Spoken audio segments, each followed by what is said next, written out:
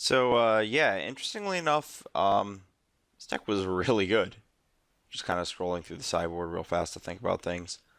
Um, so I think the big shift, clearly Melirapod was unplayable, but being able to, you could never play more than two-ish Meliras in Melirapod, otherwise your deck was just bad because you just draw Meliras and they'd just be terrible.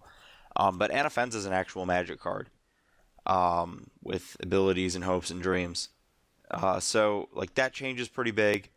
Um, Collected Company seems very powerful. I didn't really get a good chance to showcase it, but the whole playing at instant speed thing with Cord and Company is pretty huge. So those are like the two big gains from before. The Shell of the deck's still like reasonable. Melira always won a lot of games, just playing normal fair Magic. Uh, and you have all this sideboard stuff. Something was missing. Lingering Souls, I think that some of the things that were in the old Melira pods that let him play more fair could be used, or just something more adapted to a collected company shell could also be used.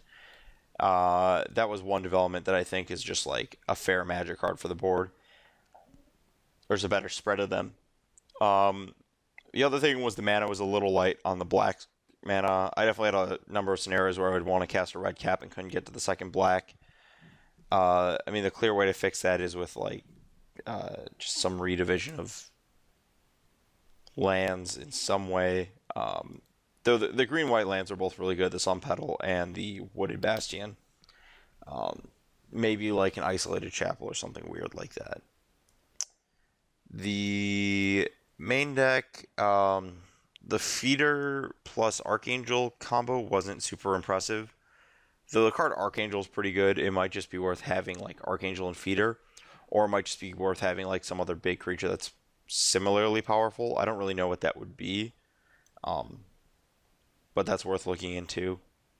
The Goyfs were fine. I mean, I've played Goyf Pod in the past, so I assume it's just at a similar point where that would be great. Randomly, not too much to talk about the rest of the spells. It's not like, it's possible that through proper tuning you go down to like seven of this effect. Um, but for a first draft, I don't really know how much time Brad has put into the list or not. But I mean, he's the only person that's put up a result with it.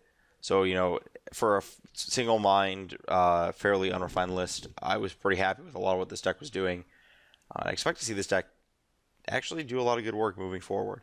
Uh, Dragons of Tarkir has certainly had an impact.